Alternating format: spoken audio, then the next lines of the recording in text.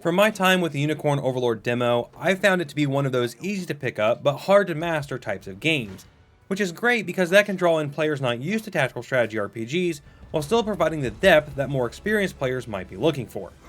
So with that in mind, let's cover 10 early game tips that will hopefully help you regardless of which of these groups you may fall under.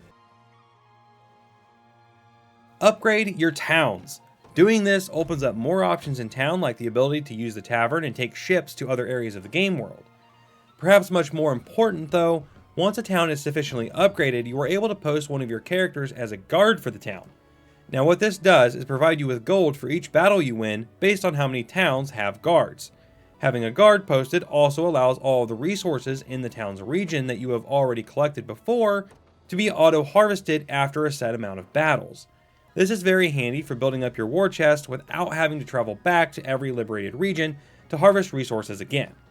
I'll also note here that the characters you post as guards are still available for battles, so don't worry about not having access to them anymore, as that is not the case. Speaking of resources though, explore thoroughly. Now I know for some this may sound like a chore, but it really only takes a couple of minutes in each newly liberated area. Exploring will allow you to find and harvest the region's resources so that your town guard can auto-harvest them later, and will also lead you to finding items that can be used in combat. Considering each town's shop only has a limited inventory, finding items in the wild can be a nice way to bolster your stock. Finally, exploring will also allow you to find the multiple different paths and battles you have access to at any given time, and since some battles are tougher before you have access to certain units, knowing your different options can actually help you manage the challenge of the game as well. Before we get into tips covering units and tactics, there is one more thing you should make sure to do before going into battle. Stock up on healing items. Now, for me at least, the beginning of the game on tactical difficulty does seem fairly easy, but the difficulty does slowly climb the farther away from the start we get. I did also do a second playthrough of the demo though on expert difficulty, and here you will absolutely need healing items. Healing items will become invaluable in keeping your unit's strength up, and while you can garrison them to heal them and recover stamina during a battle, doing so takes so much time, and some of the battles give you a very short timer, which can make it hard to return a unit to base for heals, and then get it back to the front line in time to be useful. So, healing on the go is sometimes the way to go. When it comes to combat and the battles in Unicorn Overlord, it's all about your units, their compositions, and how you use them. It's important to take the battle preview into account as it will tell you what enemy types are in the coming battle. Use this to reorganize your own forces in the most optimal way to handle the enemy units. That said, remember to keep a solid cavalry unit available to counter the trash infantry units that can be a nuisance to your own infantry, not necessarily killing them, but slowing them down and eating away at their stamina. Right along with the previous tip, make sure that you make more than one unit that can handle a particular enemy unit if you can. For instance, if you're going up against heavily armored foes, make sure to bring more than one unit that has magic users or warriors who can bust through their heavy armor. This way these units can be alternated to preserve their stamina or be used in a two-pronged attack. In this specific example, attacking without sufficient magic support will lead to a battle of attrition that could very well run the clock out on you. The previous tip is, if you couldn't tell from the footage, from my own experience, so this next tip is about recruiting magic users before the Battle of Barbatimo. While you can probably win without them, it is a race against the clock as it is really hard to take out all the armored units without the proper counters.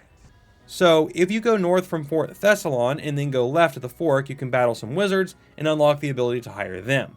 Alternatively, you can go east and then south from Trey's village to fight a battle in the swamp to unlock the witch class. These magic users will make the battle at Barbatimo a much easier affair, allowing you to shred through hoplites like a hot knife through butter. So, speaking of hiring new units, this is obviously limited by how much honor we have to spend, and there are only a few ways to get this, and none of them are particularly fast, except maybe one, sort of. If you go into an area you haven't liberated yet, you can fight the wandering patrols, and if you manage to actually kill them, you'll get awarded with 1 honor point. It's important to note here that the whole unit has to be dead. If just one enemy character is still alive, the unit will just be temporarily stunned and then recover with full strength again, and you won't get the honor point. Now, I didn't have enough time in the demo really to let enough time pass to know if these patrols respawn or not. If they do, then this could be a great, although slow way to farm honor. Otherwise, it could still help when you're just a few honor points behind of hiring a new unit or upgrading a unit's capacity. When setting up your units, be sure to consider who you want leading them.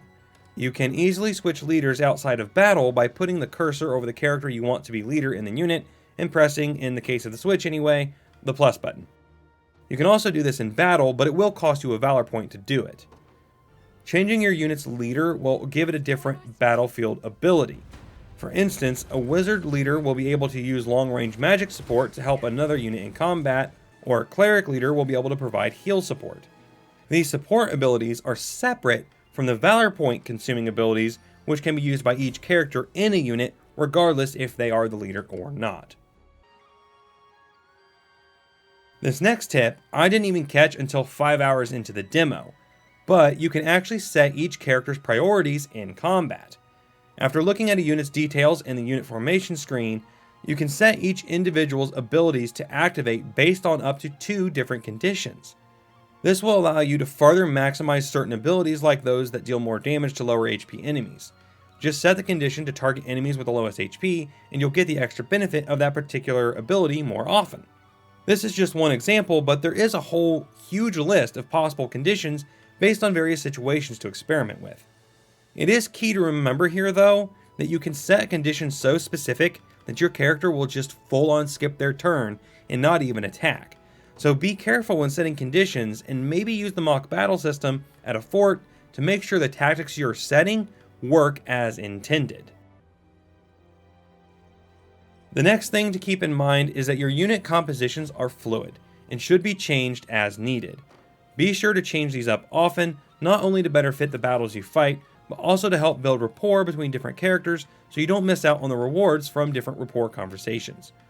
Also, changing up your compositions will allow you to experiment with different setups, and you may find something that works better than the basic suggestions the game gives you.